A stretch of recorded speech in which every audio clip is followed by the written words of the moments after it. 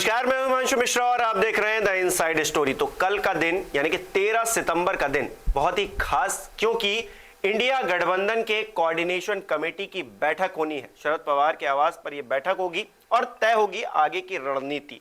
लेकिन एक दिक्कत है, और वो दिक्कत लोकसभा चुनाव और विधानसभा चुनाव के बीच की है। क्या इस कोऑर्डिनेशन को इंडिया गठबंधन अच्छे से टैकल कर पाएगा? आज इनसाइड स्टोरी इसी मुद्दे पर करेंगे। डॉक्टर संजीव त्रिवेदी जी, वरिष्ठ पत्रकार, हमारे बीच है। संजीव जी, देखिए 13 तारीख को शुरुआत हो रही है कोऑर्डिनेशन कमेटी की बैठकों की, तो ऐसे में क्या वो मुद्दा जो सबसे ज्यादा चर्चा जिसकी अभी तक नहीं हुई है कि आप राज्यों में तो एक दूसरे के खिलाफ लड़ने को तैयार है और आप कह रहे हैं 24 के लिए हम गठबंधन बनाए हैं जो कि मोदी सरकार के खिलाफ चुनाव लड़ेगा और हम जीतेंगे भी, ये दावा भी किया जा रहा है। तो इसके बीच में जो कोऑर्डिनेशन बनना है, क्या उसकी शुरुआत हो पाएगी? ये सबसे अहम बात है। देखिए, ये जो बैठक होने जा रही है 13 सितंबर को, बुधवार को, ये बैठक उन चुनावी नतीजों के बाद है जो उपचुनाव के नतीजे आए हैं। 6 राज्यों में 7 सीटों पर हुए चुनाव, जिसमें कि इंडिया ब्लॉक ने 7 में से 4 सीटों पर विजय हासिल की और एक गजब का कॉन्फिडेंस इंडिया अलायंस के नेताओं में आया है। ये आत्मविश्वास जब बैठक होगी कोऑर्डिनेशन कमेटी की तो उसमें झलकेगा। जो भारतीय जनता पार्टी की जीत हुई वो 2 सीटें तो त्रिपुरा में हुई और एक उत्तराखंड में हुई। मतलब ये कि जो मेनलैंड की सीटें थी, चाहे वो पश्चिम बंगाल की हों, उत्तर प्रदेश की हों, ऐसी जगहों पर मात खाना पड़ा भारतीय जनता पार्टी को। और ये बात इंडिया ब्लॉक के लोगों को और ज्यादा आत्मविश्वास दे रहा है। अब इस बैकड्रॉप में कोऑर्डिनेशन कमेटी की बैठक होने जा रही है। ये कोऑर्डिनेशन कमेटी और 3 और कमेटियां बनाई गई थी मुंबई में, आपको याद होगा, और कोऑर्डिनेशन कमेटी उसमें सबसे अहम कमेटी है क्योंकि इसमें सभी बड़े दलों के, छोटे दलों के सारे नेता यहाँ बैठेंगे और एक तरह से ये हृदय का काम करेगा। अगर एक हम कल्पना करें कि सबसे अहम कमेटी कौन है, तो यहीं से सब कुछ तय होगा। एक कंट्रोल रूम की तरह ये कोऑर्डिनेशन कमेटी होगा, नाम ही अपने आप में बताता है। और जब कोऑर्डिनेशन कमेटी के लिए बैठेंगे लोग तो ये तय करेंगे कि, जैसे एक जानकारी मेरे पास है, आपसे साझा करता हूँ कि 2 अक्टूबर को बड़ी सभा भोपाल में करनी है। पहली बड़ी सभा भोपाल जाएंगे और वहाँ पर सारे कोऑर्डिनेशन कमेटी वालों ने तय किया है कि सभी इंडिया ब्लॉक के अलायंस बैठेंगे। कल उस पर मोहर लगनी है इस निर्णय पर। तो सीट शेयरिंग का मसला अभी तक जो है वो अनरिजॉल्व्ड है। इसके अलावा एक कॉमन मिनिमम प्रोग्राम, इस पर भी बातचीत तो होनी ही चाहिए कि एक मैनिफेस्टो की तरह कुछ बने। प्राइम मिनिस्टर का चेहरा जो है वो नहीं तय होगा, लेकिन वो खींच खाच करके उसमें भी कुछ ना कुछ बातचीत होती रहती है। कोई नेता अपने बारे में बोलता है, कोई नेता कहता है कि हमारे नेता सबसे प्रबल दावेदार हैं। तो चलिए उसको साइड में रखें। तो सीट शेयरिंग और कॉमन मिनिमम प्रोग्राम, ये तो बहुत इम्पोर्टेंट बात है। अब आते हैं उस पर जो आप सवाल खड़ा कर रहे हैं और बड़ा ही जायज़ और माकूल प्रश्न है। उदाहरण की तरह समझिए कि दिल्ली में कांग्रेस सत्ता में थी, हराया आम आदमी पार्टी ने, अब वो सत्ता में है। तो क्या दिल्ली में कांग्रेस को चुनाव लड़ना है, सहयोग से लड़ना है, या फिर आम आदमी पार्टी के विरोध में लड़ना है अगर कल को यहाँ कोई बाई इलेक्शन आ जाता है तो? अभी विधानसभा चुनाव होने हैं मध्य प्रदेश, छत्तीसगढ़, राजस्थान में। मैं देख रहा हूं कि कांग्रेस वहां सबसे प्रबल और मजबूत प्रतिद्वंदी है भारतीय जनता पार्टी की। वहां कोई तीसरा दल नहीं है, लेकिन तीसरे दल के तौर पर आम आदमी पार्टी सभी सीटों पर अपने उम्मीदवार खड़ी कर रहा है और वो राष्ट्रीय दल है, उसे अधिकार है। तो ये जो कोऑर्डिनेशन का सबसे अहम मसला है, जैसा कि आपने कहा, लोकसभा की बातें हो गई हैं। लोकसभा में हम आपके साथ कोऑर्डिनेट करेंगे, आप हमारे साथ कोऑर्डिनेट करेंगे, लेकिन लोकसभा से पहले कई राज्यों में विधानसभा चुनाव होने हैं। तो क्या आप ये सारी कोऑर्डिनेशन की बातें लोकसभा के बाद विधानसभा के बाद लागू करेंगे या वो पहले से लागू हो जाएंगी। अगर बाद में आप लागू करेंगे तब तो बहुत देर हो गया रहेगा। तो आखिर इस पर क्या थियरी है? क्या आम आदमी पार्टी को छत्तीसगढ़ लड़ना है, राजस्थान लड़ना है, मध्य प्रदेश लड़ना है या नहीं लड़ना है? और अगर लड़ना है तो किस रूप में लड़ना है? कांग्रेस के सहयोगी के तौर पर लड़ना है या फिर कांग्रेस को इस बार दो ताकतों का विरोध करना पड़ेगा, जैसा कि गुजरात में उसने किया था। एक तरफ भारतीय जनता पार्टी और एक तरफ आम आदमी पार्टी। जब अरविंद केजरीवाल एमपी में जाते हैं और कहते हैं यहाँ एक मामा है, तो वो बाबा का भी मतलब जो पूरा एक सिनेरियो बनता है मामा का, चाचा का और दादा का, तो ये जो बनता है इससे यही नज़र आता है कि जो आम आदमी पार्टी है वो ट्रायंगल लड़ाई कर देगी राज्य की, यानी कि ट्रायंगुलर लड़ाई हो जाएगी। और अगर ऐसा हो गया तो कहीं ना कहीं भारतीय जनता पार्टी को फायदा हो सकता है। अभी तक के चुनाव में ऐसा देखा गया है, आम तौर पर आम जो परसेप्शन है वो यही कहता है। लेकिन कह रहे हैं केंद्र में हम एक साथ चुनाव लड़ेंगे, हम एक साथ हैं। आम आदमी पार्टी के अलावा भी कोई पार्टी है जो इस पूरे सिनेरियो में फंस रही है कि वो भी बीच में उसका भी यही इशू आ रहा है कि वो राज्य में साथ लड़े या ना लड़े, खिलाफ लड़े, कंफ्यूजन की स्थिति। इसके अलावा कौन है? ये भी उदाहरण किस तरह समझा जाए, आप अभी जो बाई इलेक्शन खत्म हुए 7 राज्यों के, तो आपको जानकर आश्चर्य होगा कि मुंबई में इतनी बढ़िया बैठक इंडिया ब्लॉक के नेताओं ने की, लेकिन धूपगुड़ी जो जगह थी जहां बंगाल में चुनाव हुआ और बागेश्वर जहां उत्तराखंड में चुनाव हुआ, यहाँ सभी दल एक दूसरे के खिलाफ थे। यहाँ पे सभी दल एक दूसरे के खिलाफ चुनाव लड़ रहे थे। बंगाल में लेफ्ट लड़ रहा था ममता बनर्जी के खिलाफ, ममता बनर्जी की सीट के खिलाफ, और उसी प्रकार आपके उत्तराखंड में भी उन्होंने कैंडिडेट खड़े किए थे। ऐसा नहीं है कि कांग्रेस का कैंडिडेट वहां पर अकेला था, और बहुत कम मार्जिन से कांग्रेस की उत्तराखंड में हार हुई है। आंकड़ा कम है, जो पहले की मार्जिन होते थे उस हिसाब से बहुत कम है। तो अगर मान लीजिए कि इसी में कोऑर्डिनेशन नहीं हो पाया, भारतीय जनता पार्टी उत्तराखंड में जीत गई, वहां पर भारतीय जनता पार्टी जीत नहीं पाई पश्चिम बंगाल में, लेकिन वहां कंटेस्ट देखा हमने, लेफ्ट की अपनी उम्मीदवारी थी, तृणमूल कांग्रेस की अपनी थी, भारतीय जनता पार्टी की अपनी थी। तृणमूल कांग्रेस भारी पड़ी, वो जीत गई, तो ट्रायंगुलर तो हो ही गया ना। तो तमाम बैठकें जो पटना, बेंगलोर, मुंबई और उसके बाद अब जो दिल्ली में होने जा रही हैं, इन सब के बावजूद विधानसभा की सीटों पर कैसे लड़ना है चुनाव, इसको लेकर के क्लैरिटी नहीं है। और 5 राज्यों में चुनाव है। अब फर्ज करें एक वोटर हूं मैं, मुझे ये आप बताने की कोशिश कर रहे हैं कि साहब ऐसा है कि विधानसभा में हमें कंसीडर कीजिए कि हम एक दूसरे के खिलाफ हैं, और लोकसभा आएगा तो आप हमें मान लेना कि हम एक दूसरे के साथ हैं। तो ये तो एक कंफ्यूजन की स्थिति हो गई। लेकिन हमने देखा है जैसे कि उत्तर प्रदेश के घोसी बाईपोल पर कांग्रेस ने ऐलान कह दिया कि भाई ऐसा है कि हम घोसी में समाजवादी पार्टी के उम्मीदवार सुधाकर सिंह का समर्थन कर रहे हैं। उन्होंने बाकायदा चिट्ठी भी निकाल दी। क्या उस तरह की संभावना कहीं दूसरे राज्यों में जहां जहां विधानसभा होने हैं उसको पक्का नहीं किया जा सकता है? क्योंकि अगर ये होता है तभी 1-on-1 फाइट होता है, वरना आपका आकलन सही है कि त्रिकोणीय संघर्ष में भारतीय जनता पार्टी को लाभ होगा, क्योंकि गैर भाजपा वोट जो है वो 2 जगहों पर बटेंगे। अच्छा, विधानसभा चुनाव में साथ अगर नहीं आते हैं तो क्या लोकसभा चुनाव में एक साथ नहीं रह सकते हैं? मतलब मैंने जो पैटर्न देखा है वोटिंग का पिछले कुछ सालों में, दिल्ली में 7 की 7 सीटें जो है भारतीय जनता पार्टी के खाते में, लेकिन प्रचंड बहुमत के साथ आम आदमी पार्टी विधानसभा चुनाव में आती है। तो जनता समझती है कि उसे केंद्र में किसे रखना है और राज्य में किसे रखना है। तो यहां पर शायद जो एक सवाल उठता है कि जनता इस चीज को समझ पाएगी कि नहीं समझ पाएगी कि आप कहां पर साथ हैं, कहां पर नहीं साथ हैं, कहां खिलाफ लड़ रहे हैं। तो शायद वो चीज नजर आती है जब विधानसभा और लोकसभा के चुनाव होते हैं। देखिए, जनता तो अपने तरीके से नेताओं से ज्यादा समझदार होती है, और वो आपने पश्चिम बंगाल में तो देखा ही ना, इसी चुनाव में देखा कि भले ही 3 या 4 दल खड़े हो गए, भारतीय जनता पार्टी एक तरफ बाकी दूसरे, लेकिन दो ही तरफ वोटिंग हुई, या तो बीजेपी को वोट पड़ा, नहीं तृणमूल को वोट पड़ा, बाकियों का सुपरा साफ। बिल्कुल।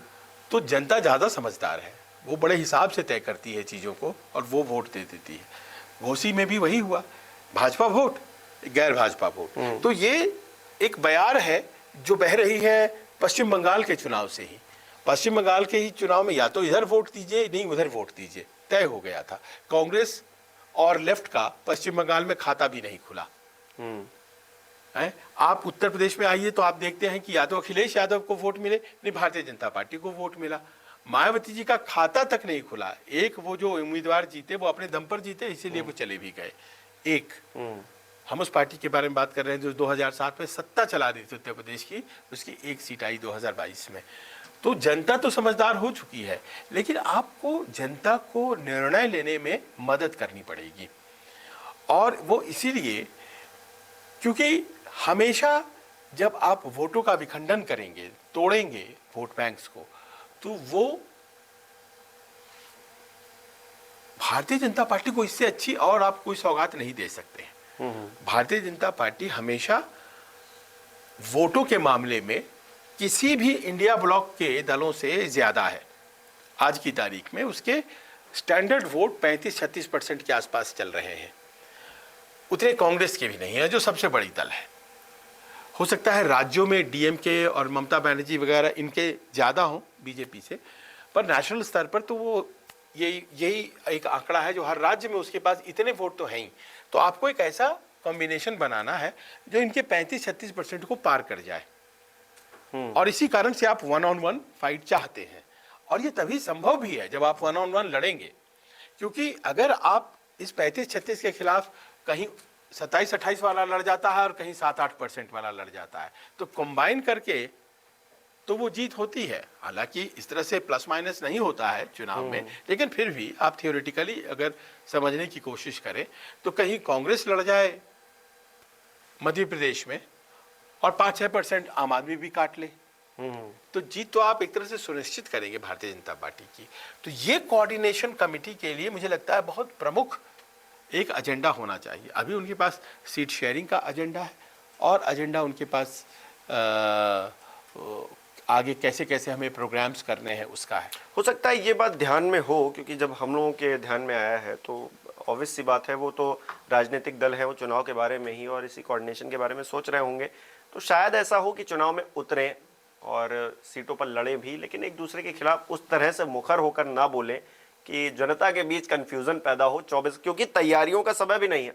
आप मान लीजिए नवंबर तक अगर इलेक्शन होंगे, दिसंबर तक वो अगर खिंच के पहुंच जाते हैं, तो फिर 2-3 महीने बचते हैं आपके पास, आप क्या ही उसके बीच में तैयारी करेंगे? 2 महीने ऐसे नहीं हो सकता है। देखिए, हाफ हार्टेड कोई भी अटेम्प्ट आप लेंगे तो राजनीति में उसे सफलता क्या, जीवन के किसी क्षेत्र में हाफ हार्टेड अटेम्प्ट सक्सेसफुल नहीं होते हैं। आप जिधर जाएंगे आपको अपना 100% लगाना होगा। जैसे कि अगर आप कोऑर्डिनेशन के तहत चुनाव लड़ना चाहते हैं तो आप कोऑर्डिनेशन के तहत चुनाव लड़ेंगे। मान लीजिए कि किसी एक दल को मिल गया वहां मौका, तो सभी दलों को उसके खिलाफ जो कि उनसे मजबूत है भारतीय जनता पार्टी, सभी दलों को लामबंद होना पड़ेगा। यही मूल कल्पना है ना इंडिया अलायंस की। वरना मुझे ये बताइए कि कांग्रेस एकमात्र फैक्टर है जो कॉमन है, वरना कॉमन कौन है इसमें? ममता बनर्जी क्या बिहार में है ना? और जेडीयू क्या यूपी में है ना? कांग्रेस ही है जो एक ही कॉमन फैक्टर है। तो फिर क्यों अलायंस बनाया गया है? अलायंस क्यों बनाया गया है? क्योंकि आप एक दूसरे का सहयोग कर सकें। भाई ऐसा तो नहीं है ना कि सपा वाले तय करेंगे कि पश्चिम बंगाल में कौन लड़ेगा, मुझे कितनी सीटें। मेन चीज ये है कि क्षेत्रीय दल और राष्ट्रीय दल के साथ में आकर एक राष्ट्रीय चुनाव में टक्कर देने लायक एक ऐसी स्थिति बना पाए जो इतनी मजबूत पार्टी, इतने मजबूत नेता उसका नेतृत्व कर रहे हैं कि अभी तक उसको हिला पाना मुश्किल नहीं। और देखिए, ऐसा है कि बड़े से बड़े नेता इसी रणनीति के तहत शिकस्त पा चुके हैं। 1977 में इंदिरा जी के खिलाफ सारे दल एक हुए थे, एक उम्मीदवार खड़ा हुआ था, तभी जाकर जनता पार्टी जीत पाई थी।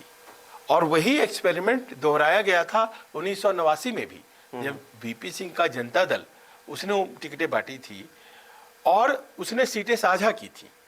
कि भाई इतनी सीटें मैं आपके लिए छोड़ रहा हूँ, इतनी मैं आपके लिए छोड़ रहा हूँ। लेकिन जहाँ छोड़ी गई थी, ऐसा नहीं है कि वहाँ पर बीजेपी भी लड़ गई थी और जनता दल भी लड़ गई थी। सब सहयोग कर रहे थे क्योंकि सामने में राजीव गांधी की कांग्रेस पार्टी थी। 2004 में भी कोऑर्डिनेशन बना था कुछ स्तर पे, हालांकि यूपीए नहीं बना था चुनाव पूर्व, लेकिन उसमें भी यही हुआ था। और आपको ये मानना पड़ेगा कि अगर आप विखंडित तरीके से चुनाव लड़ते हैं, है ना, तो सफलता की गारंटी घटती है। वो तो थियरी में भी समझा जा सकता है। और अगर आप एक हो जाते हैं तो आपकी सफलता की जो चांसेस है वो बढ़ती हैं। घोषी के उपचुनाव इस बात के गारंटी है। अब आप देखिए कर्नाटक का उदाहरण। कर्नाटक में अब जेडीएस जो है वो भारतीय जनता पार्टी के साथ हो गया। जेडीएस और भारतीय जनता पार्टी के वोट्स आप मिलाइए तो वो कांग्रेस के वोट्स को पार कर जाएंगे। बिल्कुल। अगर कल को वहां आम आदमी पार्टी कहती है कि हम चुनाव लड़ेंगे, आम आदमी पार्टी ने तो विधानसभा में भी अपना उम्मीदवार खड़ा किया था। ये अलग बात है कि उनके जो पार्टी के प्रेसिडेंट थे राज्य इकाई के, वही भारतीय जनता पार्टी में चले गए थे, तो इस कारण से बात बनी नहीं। पर वो अगर वो लड़ जाते हैं और उधर भारतीय जनता पार्टी और जेडीएस का अलायंस मजबूत अलायंस बन गया, तो फिर कांग्रेस जो है वो स्टार्ट से ही आपको एक लगेगा जैसे कमजोर, क्योंकि वोटों में बहुत पीछे नहीं है भारतीय जनता पार्टी कर्नाटक में भी और हिमाचल में भी। हिमाचल में भी वोटों में बहुत पीछे नहीं है। हिमाचल में तो 1% वोट का फासला है, और अगर मान लीजिए आम आदमी पार्टी लड़ जाती है तो वो 1% का फासला जो है वो छिन्न भिन्न हो जाता है, तो भारतीय जनता पार्टी को वहाँ जीत मिलेगी। तो इसीलिए सब कुछ अच्छा है।